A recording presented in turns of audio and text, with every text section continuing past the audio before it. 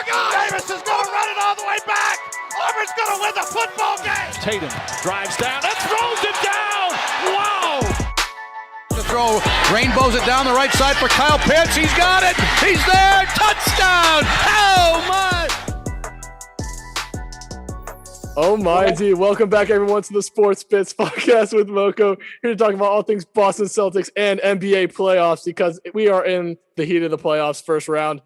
And we've only had up to game 2 currently. So we have game 1 and game 2 to talk about. We have our 3 series we're going to talk about today is obviously Celtics Nets because Reed and I are back. And then we're also going to talk about Suns Lakers because James is finally here to talk about the Suns.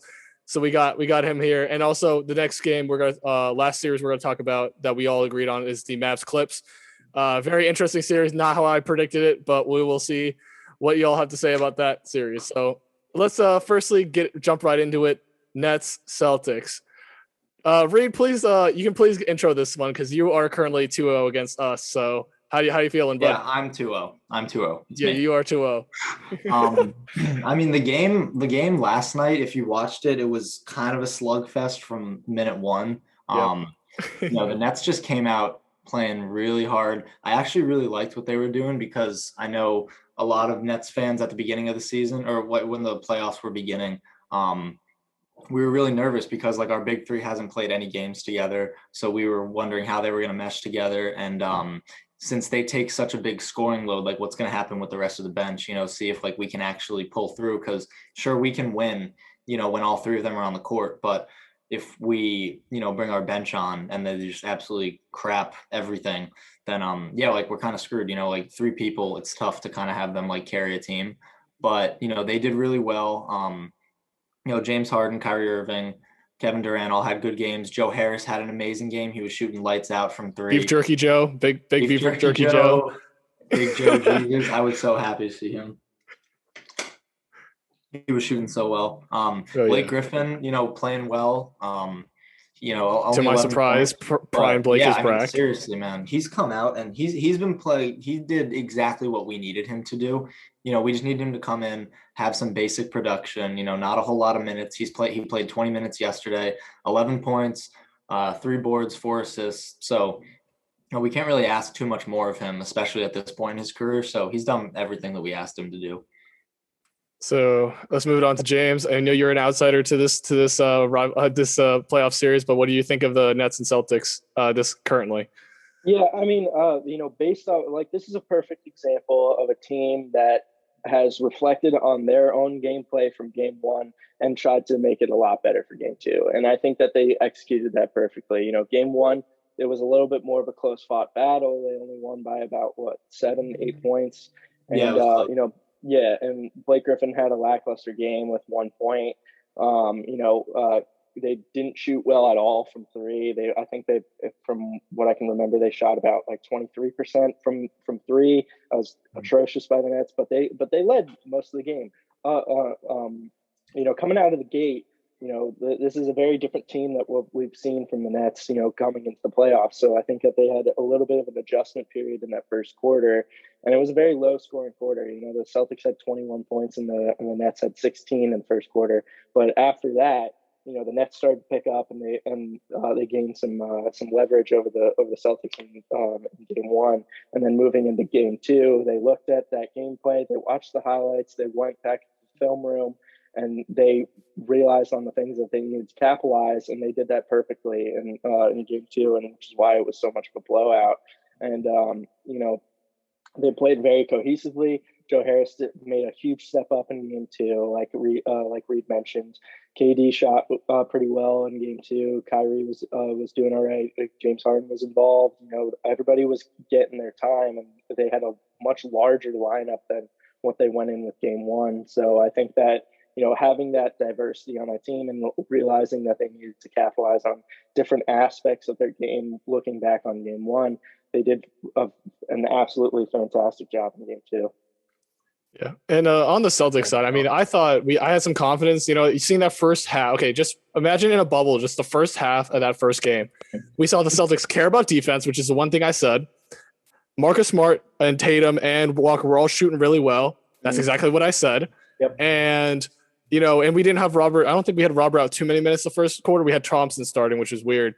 But I mean, Rob Williams stepped up in a really great way. So that's the three kind of keys. Yeah, 9 blocks. This is the 3 keys I said. Young players need to step up. Defense, our stars need to shoot well. So I was like, all right, I can confidently say, maybe I could say Nets in 7, Nets in 6. But now after the second half, and then the second game of the series is an absolute tragedy for the Celtics. Not to mention Tatum took a finger to the eye, and now his eye is all swollen. He might not be there for the game 3. We don't know how that's going to be because he might be shooting with one eye. I don't know. But point being, the Celtics. I had hope. I had hope. Yeah, I had hope for one half, and it all went downhill after that second one. After, I think, as you all said, the big 3 found out how to play, or found how to play cohesively in the playoffs, and that's the most important part, and the most important time to find out when to find out all this is in the playoffs. Celtics, I said without Jaylen Brown, I didn't find us like beating the Nets, or even like confidently beating the Nets at all without Jaylen Brown. I was just hoping for a good fight, like a good series. But now with this, if it's all going to repeat like game 2, it's going to be over in 4. And also, I am going to game 4 at TD Garden, so it may be the last game of the season. We don't know. If it is, I'm glad to see my Celtics go out. But if it's not, hopefully they win game 4. Because that'd be the most exciting environment, being at TD Garden when they win a playoff series or playoff game. So we'll see how it goes. I don't know what's going to happen with game 3 and game 4. Hopefully Tatum's back and we can put up a fight. Otherwise, I'm probably going to say now like Nets in 6 confidently, or Nets in 5. Actually, I'll probably say Nets in 6 confident ish. Nets in 5 probably confidently. I'll probably go there. And like, what are you guys' updated predictions on this game? I don't really have any hope now with the Celtics, so I'm going to say Nets in 5, Nets in 6. What about you? Reed, I think that you and I can both agree on this. It might be time to bring out the brooms, man. I mean, I don't know. That'll be time for a sweep. That's exactly what my manager said. Don't get me wrong. If it would be really nice to see like a gentleman's sweep, if the Celtics could take one game. But I mean, with the way that we saw what happened with the Nets last game yesterday, I don't see that happening. But, to that point, like James said, the Nets looked at the film, they came out, and, they really figured out what they needed to do. The Celtics could also do that. They could come out, they could have a new game plan, new defensive game plan. They're going back home. And they're going to be home. Exactly. They're going to be back home. The fans are going to be there. So fans are all riled up for Kyrie when he comes back home. Yeah. Boy. Oh my God. That's going to be insane. He's going to get slewed. He's going to get slewed. And that's, rightfully so, honestly. I can't even defend him. He said straight up to the fans, like, I plan on re-signing here next year, and then just dipped. Yeah. I mean, didn't he say that with Cleveland too? I'm pretty sure he did the same. He said it to a bunch of little kids too, didn't he? He was with Cleveland for a while, okay? Like, yeah. I mean, like he did his time. Like, that one I don't, like, as much, like, put harsh on him for. But the kids, like, man. The kids, he said that too. Yeah, that video is viral. But God, him leaving the Celtics was a poor move on his part. Yeah, and I mean, I feel like if he left, it wouldn't have been so bad if he didn't outright say in front of thousands of fans that he's gonna resign. Like, that was the stupidest thing he could have said. To be fair, he said that he was gonna plan to resign. Like, yeah. Oh my! Not even I'm gonna like defend him like that. It's like, nope. Yeah. Well, Nets. Good luck. We'll probably see you guys in round 2. I mean, we'll see the Nets in round 2. Celtics. Let's just put up a good fight. I want to see at least 1 or 2 games won before the end of the series. Just give us something to work on next season. So. Next game, Suns-Lakers. I want James to start off on this little series. What are your thoughts on the Suns' performance, game 1 and game 2? Very different games between game 1 and game 2. What are your initial thoughts? Well, to quote Mokes, "Oh my, indeed." Oh my, indeed. I mean, like I that first game, I was pumped. I saw everybody playing well. Ayton and Booker outplayed AD and LeBron, absolutely smashing them. And yes, it wasn't that big of a difference at the end of the game, but it was big to the Suns, especially coming straight into the playoffs when they haven't been there in about, I don't know, like 10, 11 years. So for them, it's been a lot longer of a waiting process, and like they got to get used to being in the playoffs. So going into game 2, I was kind of expecting that the Lakers would come out a lot stronger, which they did. AD had a great game. LeBron played pretty well, and it was frustrating to watch at some points, but the Suns look really good.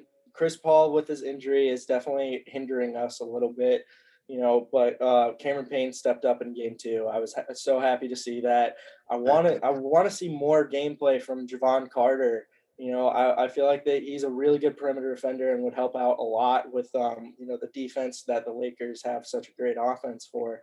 So if we add a lot of those elements, I think that it would be beneficial for the Suns. Monty Williams has a good bench that he can use, which he's not utilizing as much, but that comes with being fresh into the playoffs. I mean, as good of a seed as we are this year, it's definitely a learning curve for the Suns, and they'd have to figure out where their place is with a lot of these teams. And it's not easy facing the Lakers round 1, but I'm still very confident in them. I think that them going to LA now, I told this to my dad earlier today. I said, if the Suns come out and come back from LA, going back home in game 5, and they have the series tied, I'm happy with that.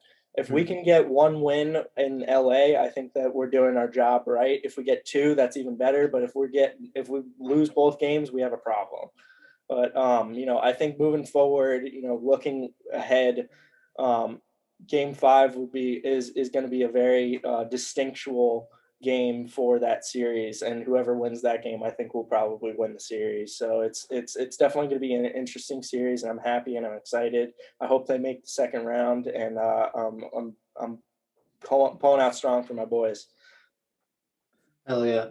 I love what the Suns did. First game I didn't watch. I watched the second game. But I know that, like James said, everyone was firing on all cylinders for the first game. And it's really nice to see like how the Suns are playing, because I mean, even the game that they lost, what was it? They lost by like 7 points, right? Yep. And like you said, James, I think a big part of the Suns this playoff series and like this whole playoff run for them is the lack of experience that they have in the playoffs on the roster. Because you guys have the second seed. I mean, Devin Booker is, one of the best scorers in the game right now. Amazing player. DeAndre Ayton is a fantastic center. But yeah, it's going to be tough going against, a multi-time champion in the first round, even if he's not playing at 100% or whatever the hell he says. I mean, you're still playing LeBron James, that's a tough matchup. Yeah. Anthony Davis had a great game in the second game as well. So it's definitely going to be a tough matchup, but yeah, I mean, if they can definitely get a win on the road, at least one, then I think they're going to be in a really good spot. Yeah. I think that the key factor as well, just to add one more point, I think that the key factor is how well can the Suns hold down AD. I think that's the definitive factor on if we win the series. If we can hold him down like we did in game 1, I think that we'll be fine. If he's scoring more than 30 a night like he did last night, or last night, pretty sure. Then that's where we're going to have some problems. But Jay Crowder did a really good job in game 1, so I think that it might be an on and off occasion, but we'll see going into LA and see how the Suns do on a away court. Yeah, and Jay Crowder was pretty, he wasn't shooting well at all in the second game. So I think that he's definitely going to be a huge part of the Suns offense, and he's going to be like definitely a defining factor about whether or not they can win. Definitely. Yeah. I mean, when I watched game 1, I had a couple things to say, and I distinctly remember this because it was kind of dumb how AD only scored 13. I looked at look at the highlights. AD only took up like jumper shots against Jay Crowder, who's 6'6", and AD's like almost 7 foot. And I'm surprised he didn't back down Jay Crowder and bully him in the post. But that was one thing I noticed, that AD, once he started doing that, I think second game he started to do that a little bit more. Game 2, so I was like, all right, he's actually playing to his strengths, and he was seriously lacking his confidence in game 1. Yeah, AD. That was a problem, but hopefully he picked it up in game 2, which means he'll be a big threat for the Suns to figure out to contain. I mean, Monty Williams is a great coach. I think I always praise coaching. That's one thing I always try to. One of my factors I try to incorporate when I judge teams, and I think coaching is a big thing. So seeing Monty Williams play well first game, and I think he'll bounce back. And I agree. I think he'll definitely take a game in LA. I just don't know which one. Yeah. Maybe they'll have to lose one more to get to rally enough strength to beat him in game 4. Don't know how that's going to work. But point being, I think they have a good center in DeAndre Ayton who can play, any center that the Lakers throw at him. Jay Crowder's playing amazing defense. He was known for being a good defensive 3-and-D guy on the Heat, and I guess the Heat sorely miss him now, as we may talk about this week or next week. So, I mean, he's doing great.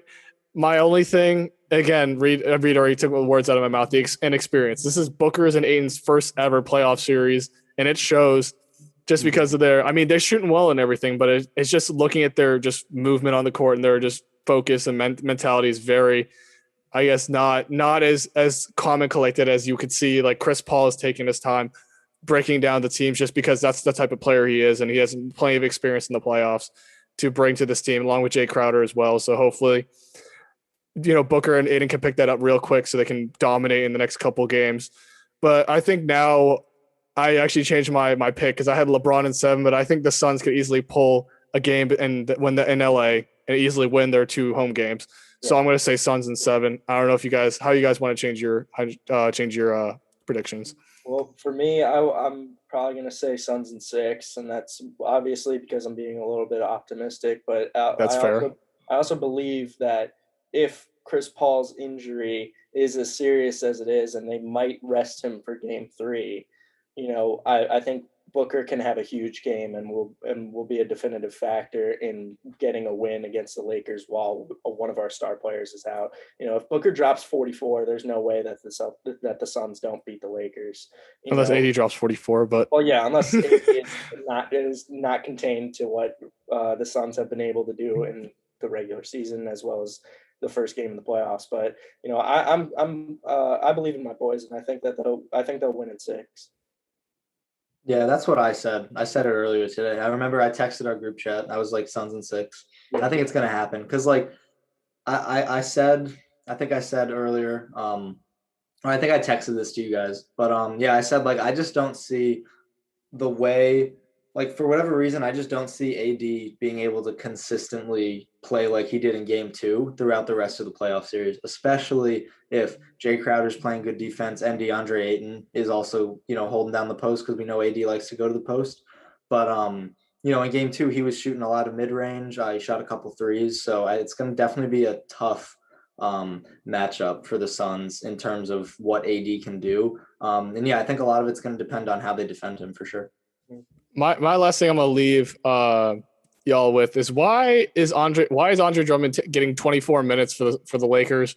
Can we talk about that real quick? I know Reese started laughing. I'm like, why is Andre Drummond getting 24 minutes? I'm laughing because I saw something on Instagram and it was like a picture of a defensive set from one of the Lakers Suns game. I think it was Game 1, and it was hilarious because there were 4 Suns players around the perimeter. I'm sure you guys have seen the picture. There were 4 Suns players around the perimeter, and then I think it was Ayton in the paint. And then Andre Drummond,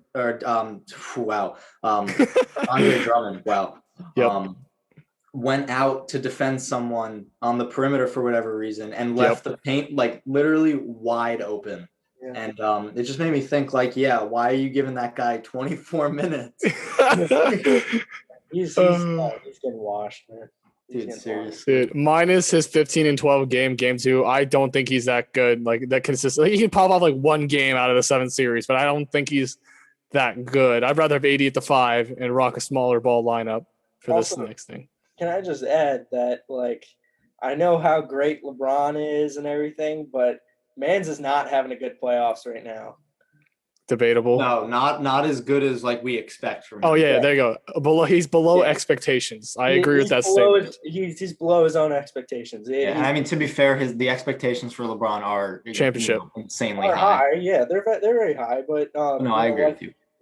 First game he had I think 18 and 10, and then second game he has 23 and 9.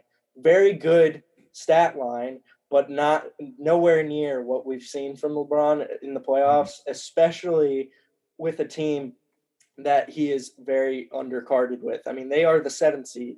LeBron should be like, well, I'm trying to win this shit. He's pulling the 2016 Cavs where he's carrying a whole team with an injured. I mean, 2016 was injured Kyrie Irving and I think injured Kevin Love during the playoffs. Yep. So he's basically carrying that type of team, except for he's 80, and I guess Dennis Schroeder is his other 2 players. Yeah, and so it's definitely a culture shock for a lot of people to see him not play as great as how we're all used to seeing him. But I mean, he's old. He's getting to that time of where he's starting to think about retirement maybe soon. And he had a bad injury this season as well. This season. So I mean, I think that LeBron might not be as scary in this first round. That's just me. That sounds like a hot take to me. That is a hot take because I think he's performing pretty good. I don't think he's like he's starting to regress. I think he's doing all right, but he's not dominating. He's not doing 40, 50 points a game. That's my point is that you're not going to see LeBron score more than 32 in a game anymore. Which I think that's all he needs to do is score above 25 to do well to be okay. I mean, I don't know. I mean, the Suns kicked their ass in the first game. That's what I'm saying, bro. If LeBron consistently, every time he goes to the playoffs, he is a massive factor because it's LeBron James, obviously. But I mean, if he's not playing to his full capacity, it's going to be tough for him, to move through these playoffs, especially since they're playing the Suns first round. The Suns are not a pushover by any means. They may have inexperience like we've talked about, but still they're a good scoring team. They're solid. They're pretty solid defensively. Lakers obviously, defense is pretty much their main thing, but the Suns have pretty solid defense. But if LeBron isn't, dropping 30 a game for the playoffs, are they really going to be able, is AD going to be able to step up and, is LeBron going to be able to pass the playoff torch to AD, so to speak? But also, I mean, the bench for the bench for the Lakers, is not mediocre at best. Yeah, but, mediocre. Seriously, I mean, that. You got Kyle Kuzma, Alex Caruso, Horton Tucker. Those 3 guys in game 2 scored a combined 7 points. I was going to guess 10 points, but yeah. And they each had, what was it? They all played about 20 minutes. Yeah. So it's, really what's going to happen with this bench, It's a similar problem with the Nets, except with the Nets, we've seen that the bench is able to turn up. Slam it and Bruce Brown. Yeah, Bruce Brown, Uncle Jeff. I know Uncle Jeff just had an injury yesterday. Yeah, so Uncle Jeff. Stinks. But so who knows what's going to happen with this Lakers bench if they can't pull through. LeBron is, not really at a point anymore where he can put the whole team on his back. Yeah. I don't know. I'm excited. I'm excited too. James, do you have any closing statements before I close this off? Because I have one thing to say before I close this series today. Go Suns. All right. Here first. Go Suns. And my closing thing is that we're talking about LeBron. He has the hardest path to win a championship this year. So if he can't carry a team on his back and if his team's not performing well, he's not going to win a championship this season. I can guarantee that if his team's not, either his bench doesn't perform or he can't, or he has to carry the team. If he carries the team, maybe potentially they win the championship. I don't know. But if those two things don't happen, they're not going to win a championship this year. Yeah. That's really my closing statement. And hopefully we'll see. I mean, playoffs without LeBron would be very interesting for the first time in a while. Seriously. I mean, last year was a bubble. I don't count the bubble. I mean, I'm starting to realize bubble was kind of a fluke considering the Celtics made the Eastern Conference Finals. That was kind of a fluke. I'm tired of hearing LeBron say that winning the bubble title was one of the hardest championships that he's ever won. No, because debatably, if he had to face the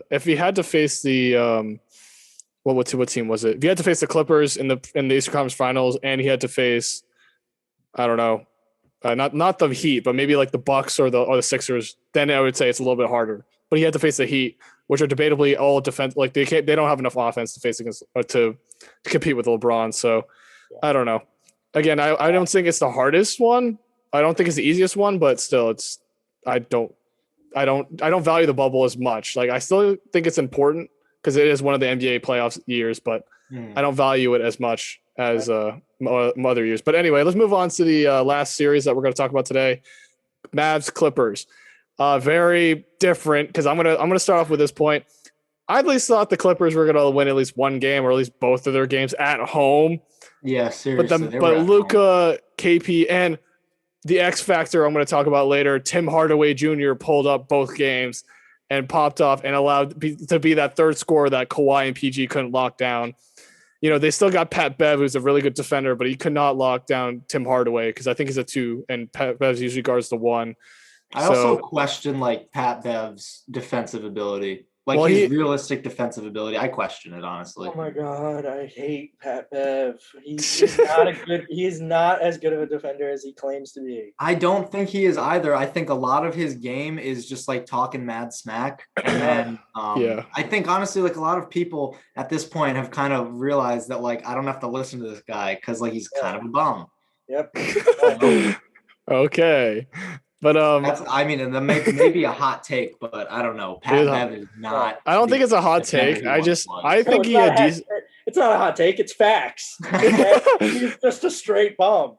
That's what I'm saying, man. I mean, seriously, because like, is he a bad defender? No, I don't think he's a bad defender. Yeah, there you go. I think he's good enough to play well. He's above average, a little bit. I think a little bit above average. Like here's average, and I think he's right here. I mean, that's kind of where I see it. With the way that I saw him play last season and with what I've seen with the Clippers so far, I think he's like honestly an average defender at this point. Yeah, he was really good the last couple of years, like couple of years ago, and even up to last year. I'd say he's a really good defender. But this season has been a little bit different than what I expected because I thought, he would repeat the same defense he had last couple of years, but he hasn't. No offense to the Celtics or anything, but like, dude, the only guard that I feel like he can like lock down anymore is Kemba. Well, Kemba's playing really well, so I don't think he can even lock down Kemba in the playoffs. He might not even be able to lock down Kemba anymore. And he's old. He's old and short. Like, dude is not as good as he thinks facts. He is. What is he like? He's like 36 and like 6'3". He has the mentality of him at 25, but he's like realistically like 30 something. Huh? Yeah. All right. So yeah, dude, like I don't know where this narrative of Pat Bev still being a good defender comes from, but I don't see it. No. All right. But let's get off the Pat Bev talk. We can trash Pat Bev this whole time. But let's talk about let's highlight one thing. Let's highlight Tim Hardaway and Luka really playing well. I think that those are the two people that really need to play well against this Clippers team, who's debatably has a really good perimeter defense overall as a team. And also a second thing. The second thing before I hand it off to James. Why is Serge Ibaka getting like no minutes? He's probably their best paint defender in the whole team. That's the last thing I had to say before I pass it off to James. Yeah, I mean, like I'm also frustrated with you as well, but I mean, also I'm rooting for the Mavericks more so than the Clippers, but still, like I don't understand why the Clippers aren't playing Ibaka. I don't care how old he is. He is still a good shot blocking defender, and if you sit him in the paint, he's kind of can I pause a quick second? He didn't even play the first game. Yeah, that's what I'm saying. Like, they're literally not using him like at all. And it's weird to me. It's like he's in my opinion, he's way better of a defender than Zubac. So it's like, agreed. So I don't understand why they don't have them switch on and off more often. But I understand the likability with Zubac's offensive ability, but I mean, you need Ibaka on the D side. So I mean, it's definitely frustrating to watch. But both games not won by large margins, other than a 12-point margin is a pretty solid win, but not huge. Second game they only won by 6. These games are close, but I mean the Mavericks shooting is definitely the X factor in this. They are shooting incredibly well, and to your credit, Tim Hardaway Jr. has definitely stepped up in the playoffs for them. I don't know how long it'll last, but it's definitely helping them a lot, and it's relieving the weight off of KP a lot after he came back from injury. So it's interesting to watch, and I'm having a lot of fun. I would say that this is one of the most fun matchups to watch just because of how dominant the Mavericks look. But Kawhi had an amazing game 2, and he couldn't stop the Mavericks himself. I mean, as great of a player as Kawhi is, like, the Mavericks just went, full head rush in, and they really are kicking their ass, to be honest. Yeah, no, they really are, man. They're bullying them. Yeah. I think that this is a really interesting matchup because, at least for me, just like from a comedic standpoint, it's hilarious to watch two like superstars. I mean, like Paul George, arguably not a superstar anymore, but I would say he's an all-star, and then I Yeah. say Kawhi's a superstar in my mind, but that's just how I So rate you him. got your two massive stars there. They're supposed to be great defenders, and then we watched the Mavericks drop 70 points in a half. Like, to me, that's just like kind of funny because it's just like they're supposed to be such a good defensive team, and it's just like not happening for some reason. I don't know like why exactly. I haven't really watched these games, to be honest, so I don't exactly know what's going on with them. Serge Ibaka. But yeah, I mean, if Serge Ibaka is not playing, like I watched the highlights and stuff, so definitely I can see like the Mavericks are absolutely like they know, like they get to their spots, they know what they're doing, they know the game plan for their offense. But also like Luka has been, playing great for them. He's shooting Per usual. very well. He was my MVP before he crapped the bed regular season, but look at him in the playoffs. Like, what am I supposed to do? Playoffs. He's turning up in the playoffs, which is exactly when they need him. He's shooting well. So I think it, like you said, also like Tim Hardaway, he's going to be a huge part of this. If he can really stay as hot as he is now, then yeah, I can definitely see the Mavericks, like honestly, maybe even sweeping the Clippers.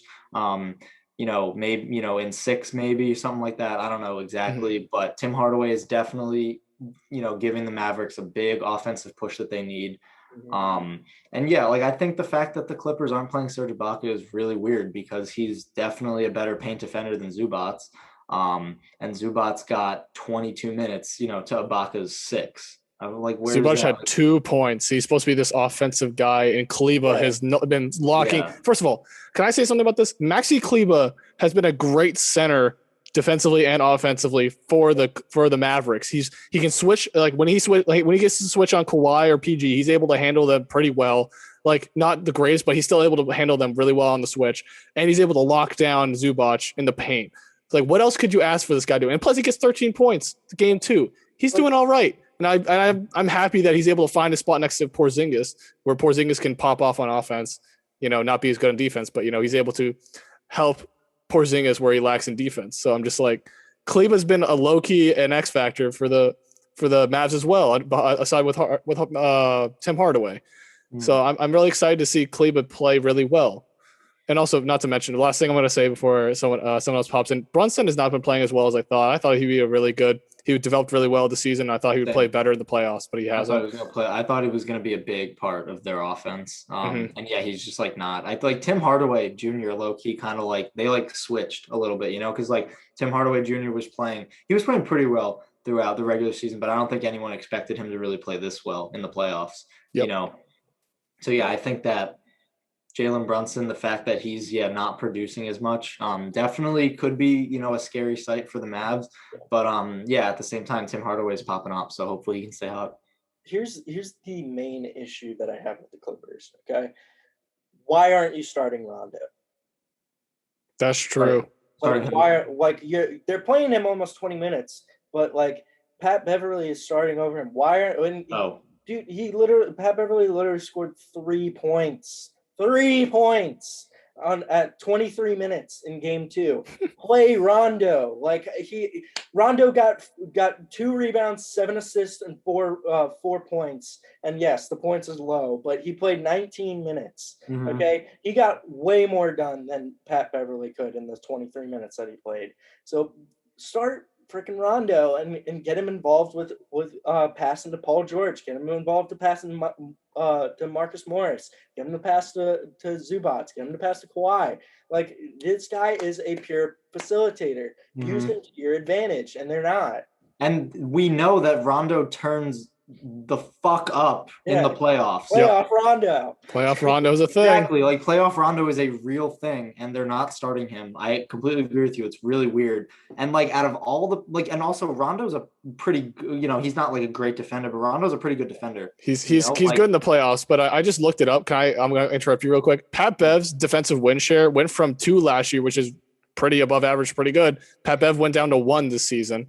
Rondo on average, he's about to a 0.7, which is, still the same, but that's regular season Rondo. I don't count regular season Rondo in anything. I wait for the playoffs to see like how he's actually going to turn up. And I think he's been holding his own. I think he's been holding his own in the playoffs. Yeah, he's not like a defensive liability by any means. So I literally see no reason to like start Pat just Bev to prove James's point and also the rant about Pat Bev, because I wanted to make sure I didn't want to say anything. I don't want to like disprove Pat Bev's defense before I looked it up. So yeah, so now I can agree Pat Bev is not the defender he used to be, because he used to be above a 2 even season, like a couple seasons before. He went down to a 2 and then down to a 1. He used to be a good defender, but now for some reason there's like this weird narrative that Pat Bev is still a good defender, and it's just like not true. Not true. Yeah, I mean, how about what's your predictions now, real quick? And I'm gonna we have our X factor, Tim Hardaway, but like, what's our predictions now? I'm still I had Clippers in 7. I'm pretty sure last podcast.